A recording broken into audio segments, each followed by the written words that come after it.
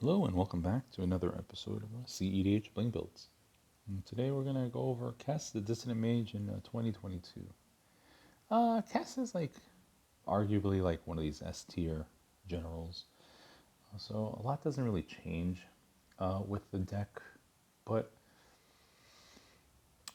it's good to just update these things every now and again. With the release of a card like Thassa's Oracle, it kind of helps streamline the win conditions for Kess. When she's on board, she gains a tremendous amount of value every turn. I guess Shore, you can flicker her. And Shore, there was a blue flicker that was released in Neon Dynasty to add to that. And, just keep getting value from that. I guess old iterations of Kess back in the 80s had an infinite mana engine, like IsoRev. But you don't need an Isochron Scepter Dramatic Reversal for Kess because she's not an infinite outlet in the command zone. Then we also got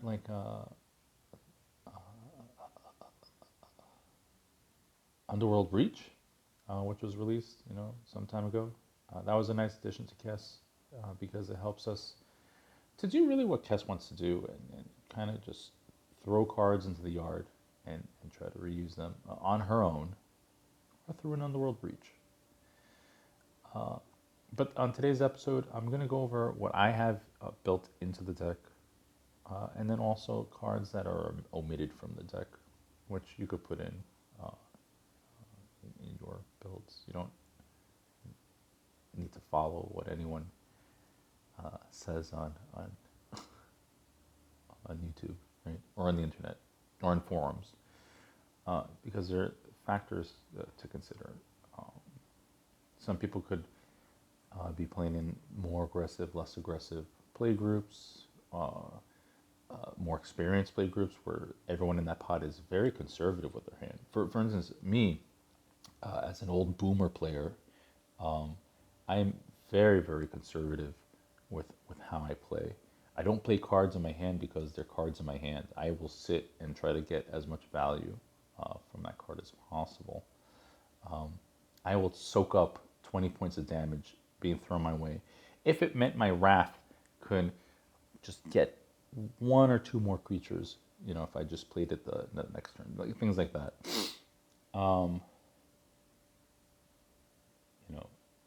I hold the counter, before stacks meta in cedh. I'm very gross when it comes to the counter wars. I could smell the bait, because it smells like shit. And so things like that. So it really just depends on your play groups, is what I'm saying. Right? Too long didn't read. You don't always have to listen to or follow to a T the lists you see on the internet. I was bullshitting with a friend of mine, and we're talking about how a lot of these highly praised deck builders in the community are low key, kind of trash in some regards. So, whatever. I'm ranting. Let's get on with it. So you have Kess the Dissident Mage. For one, and Grixis, she comes on board with her triple chin, and she can fly, sure. So I guess you could put in the beats if it's like a 1v1, which might be actually, in actuality, might be a really important thing that happens because of a win condition in this deck. But yeah, so if she's on board, you could start casting the one thing from your graveyard, right? The one instant or sorcery, which is important part of another combo. So let's get into the deck. We got Kess, the Dissident Mage. History lesson. Before she got reprinted, I think Legacy were running Kess decks, and then Kess was her structure deck, right? Her commander deck was she was a $30-$40 card, and then she got the reprint, and now the reprint has more value than the original. I don't understand how these things are evaluated. We have Thassa's Oracle, of course, because it's too easy. Thassa's Oracle, demonic consultation, too easy. And then the tinted pack in the back pocket, just in case we find one or the other. Of course, with tinted pack, you can make a lot of assumptions about my mana base. And also, don't be afraid to use tainted pact as just a instant speed tutor. It's very juicy, very juicy, very good. A lot of people forget that. But Kess can do something interesting, and that is she has a really disgusting no losing intuition line, right? No way out intuition line, which involves intuition, and what you're going to tutor up. She has to be on board for this, by the way. You have your pile would be a thoracle, reanimate, or one of the two. And so with Kess on board, it's really a no-win situation for your opponent. And then we're going to do Underworld Breach things, because we have Grixis, right? So we have all the wheels. And we'll have the Brain Freeze. For me, it's more to help fill up my yard. If the opportunity comes to mill out my opponents, sure, whatever. But really, primarily, it's there to, to help fill up my yard. With that said, the grinding station is not in this deck because I have access to blue. The Brain Freeze is more clutchy clutch than a grinding station. Another win condition that is not in this deck is the Dualcaster Mage Twin Flame combo. Very easy combo to find. Just because I'm in blue, I have access to better things. But maybe when Unfinity is released eventually, when you get Saw in Half, which is a much more versatile card than Twin Flame,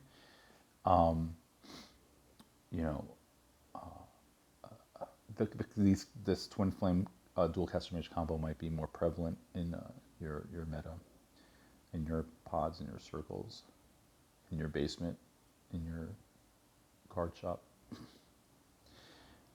Twin Flame, if you don't know, I think it just instant speed. It's really versatile. I think it acts as a spot removal, or a dockside doubler, or of course a Dualcaster Infinite. I think it just takes a target and cuts it in half. You get 2 copies, but also the stats get chopped in half, or some shit like that. It's 2 and a black instant speed from Unfinity. It's an unset, but it will be legal. There's some cards from that set that will be legal. Oh, by the way, so there's this app called Pinfinity, and so they do projects with Magic. They have some stupid pins, and you scan your phone, and it does AR things. Cool. Wow. So futuristic. And with Neon Dynasty, I think Hidetsugu, right? The Neon Ink shit. If you use the app and put your phone over it, it does a thing. You could look that up on Google or Reddit. Now, no one's talking about this. I don't know if it's because it's just flying over their head, but Unfinity sounds a lot like Infinity. Yeah, that's the pun. But it sounds a lot like Pinfinity. So I have this sneaking suspicion that a lot of cards from Unfinity are going to have this Pinfinity AR bullshit, with space and things like that. No one's talking about that. But you're here to hear first from your boy Tuna. But yeah, anyway, this is not in the deck. But when Saw in Half is finally released, I think you're going to see that in a lot more Rakdos builds. Dockside Doubler is nice, right? So there's a lot of versatility there. I know Twin Flamer is already a Dockside Doubler, but I think the Saw and Half acts like, if I'm correct, it also acts like a spot removal.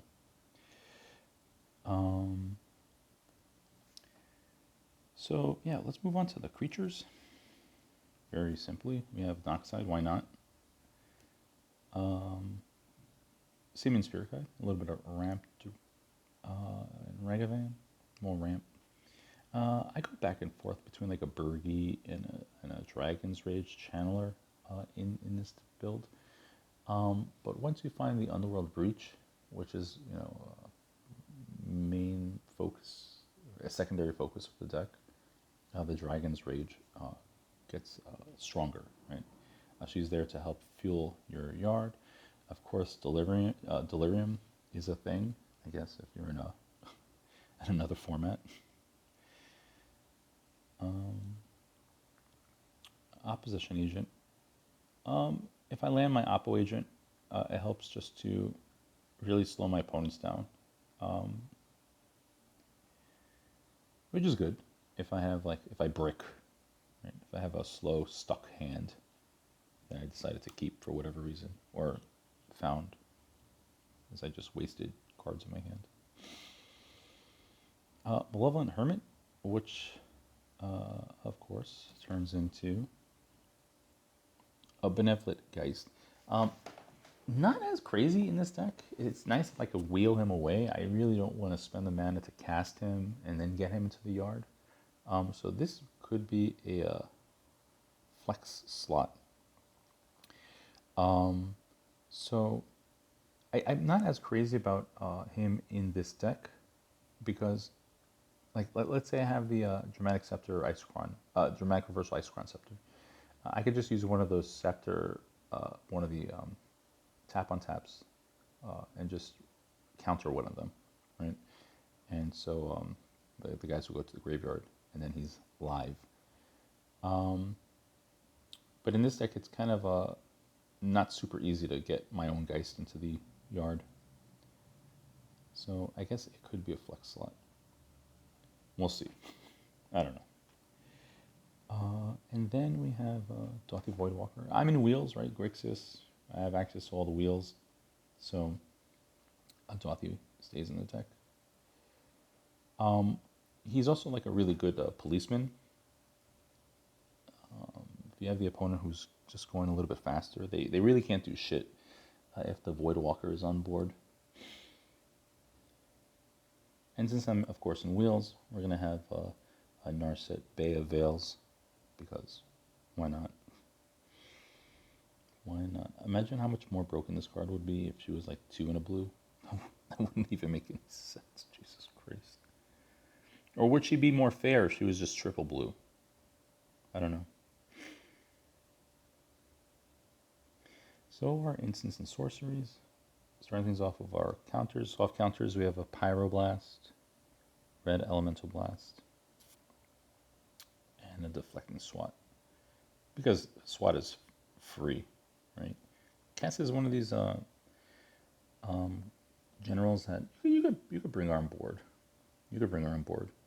And if I'm playing in a meta where I really can't bring Kess on board that easily, right? She doesn't stick around too long, and then the Deflecting Swat gets taken out for really anything else. Spell Pierce, Dispel, Swan Song, Mental Misstep, Flusterstorm, Miscast, Fierce Guardianship, Pact of Negation, and a Force of Will. Right, I guess the Deflecting Swat can be swapped out in and out for like a Force of Negation. It just depends on your matchups. And that's probably going to happen, actually, once I finish recording. So our counters package, our tutor package. We have Vampiric Tutor, Mystical Tutor, Gamble, Imperial Seal, Demonic Tutor, Merchant Scroll, because I have like intuition in the deck, Merchant Scroll becomes a stronger card. Now, more recently, I've been cutting Merchant Scroll because it just wasn't worth my time. But if there's cards like Brain Freeze, Intuition, Cyclonic Rift, then Merchant Scroll is strong, or the Isochron, Dramatic Reversal. But if you don't, then don't bother. If you just have like the one really strong blue instant, like a Cyclonic Rift, it's not worth, right? Or but because the intuition is really important piece in this deck, the Merchant Scroll gets a slot. A Praetor's Grasp. A lot of things you can do with the Praetor's Grasp. You could take your opponent's combo piece, right? You could take their Thassa's Oracle, whatever. You could just take their spot removal and use it for your own. And in Yawgmoth's well for a little bit of that juicy recursion. Our rituals, we have a Dark Ritual, Cabal Ritual, Reign of Filth. There's no culling the weak in this deck. I need Kess on board to do my combos. And I don't have like little teeny tiny throwaway creatures per se to just speed up my ad nauseum appearance of the abyss. So that's unfortunate. But what can you do? Oh, I've made many plays where I Reign of Filth outside of like finding appearance of the abyss or ad naus, just to stretch like some sort of play that I was making. And if you have like 2 or 3 rocks up by the end of that turn, right? Don't be afraid to just Reign of Filth to make a huge play. It's not a big deal. Red Flame and a Jessica's Will. Our removal package, not the best removal package, I'm gonna admit, but really the Snacksy pieces could just kind of stick around until it's time for you to go off. It's fine.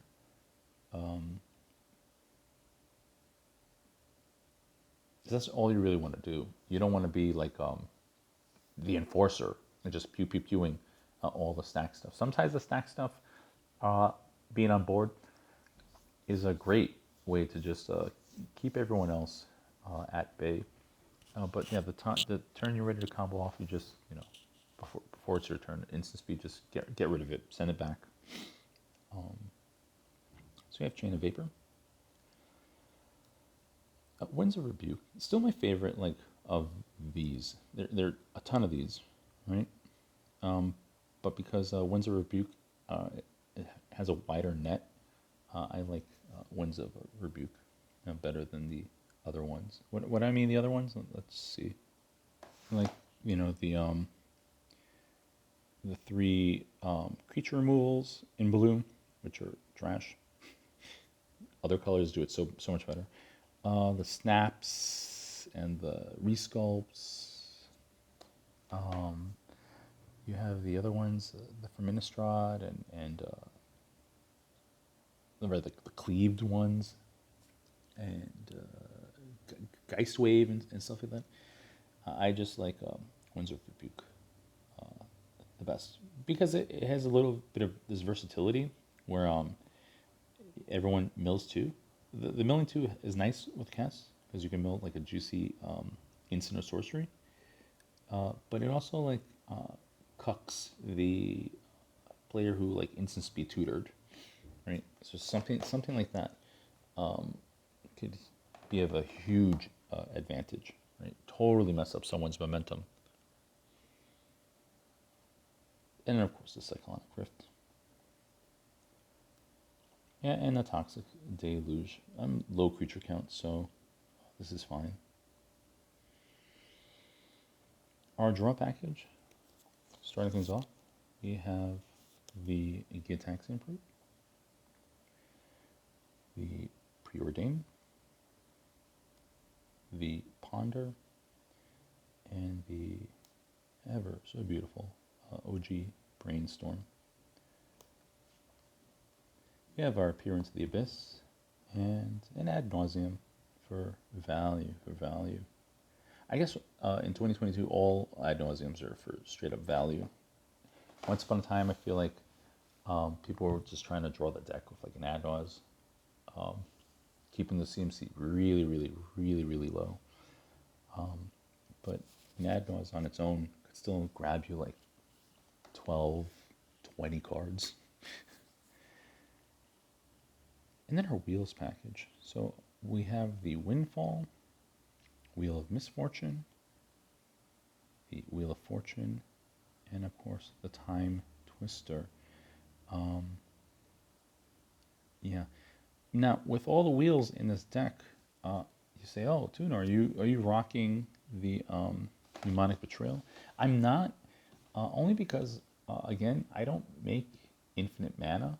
If I made infinite mana, then I could just use up everything in my opponent's graveyards. But also the meta's shifted in a way where my opponents are more likely to not have combo pieces I'm looking for in their decks, ergo milled into their graveyard. Also, more and more decks are running like these win con less strategies, where I guess they're just trying to beat you upside the head with, hate bears.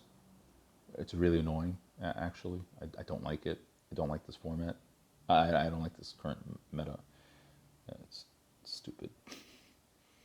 I don't like stacks.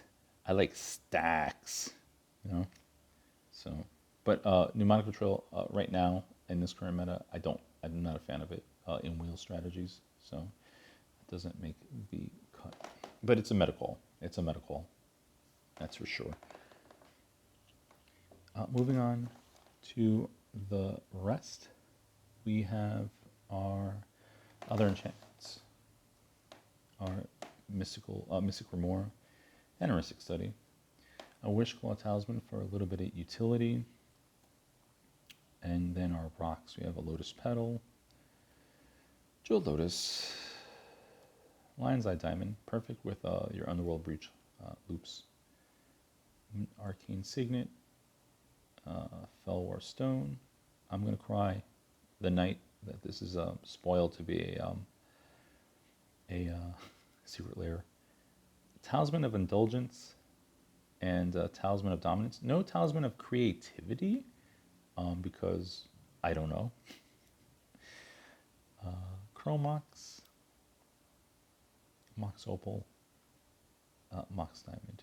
Now, we all know why these are the Moxes I stick with, right?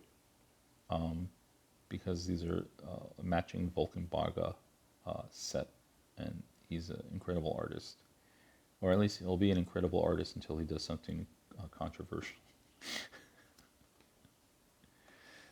Our colorless rocks, we have a Grim Monolith, Mana Vault, a Soul Ring, and Mana Crypt. Right, so really quickly, just to explain.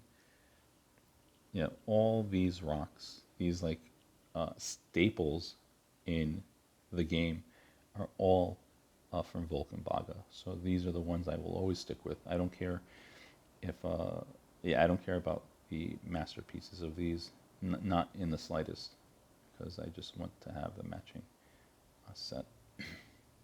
Or the judge, right? There's a judge of this? Well, there's a judge of these. And then our lands. We have all 9 fetches.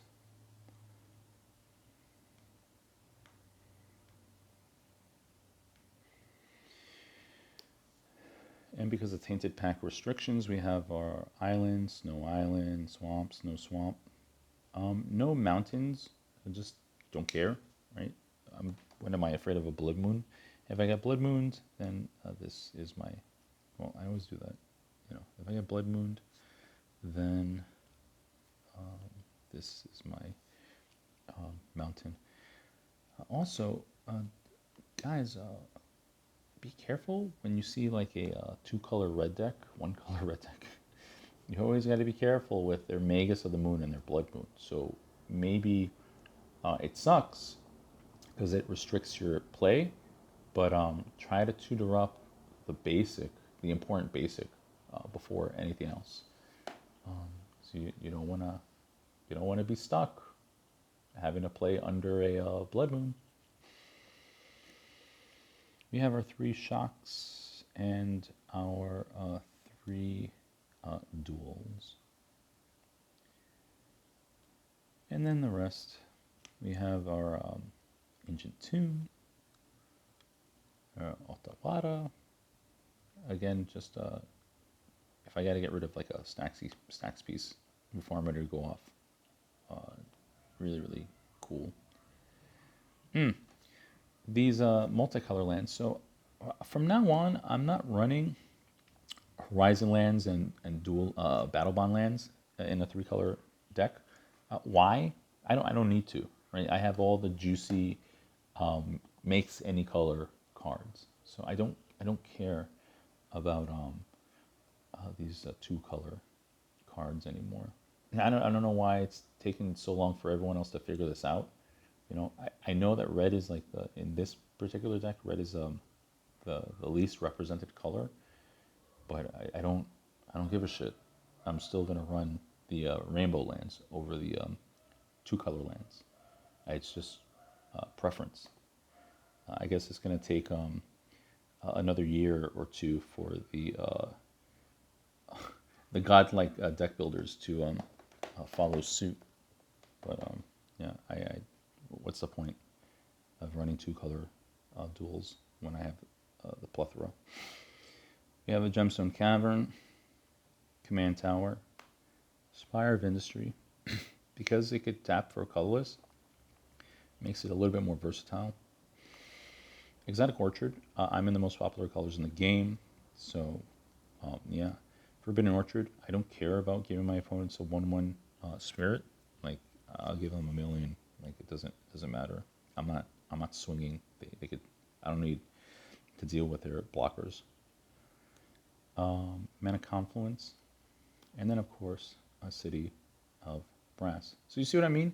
You know, now I don't have to worry about like having access to a particular color because I'm gooch. I'm all good. And so there you have it. Kess, the Triple Chin Cat Lady, in 2022, coming in. She's I guess she secured her place at the top of the food chain in EDH. There's no disputing that she's really, really strong. And yeah, thanks for sticking around. Ta-ta.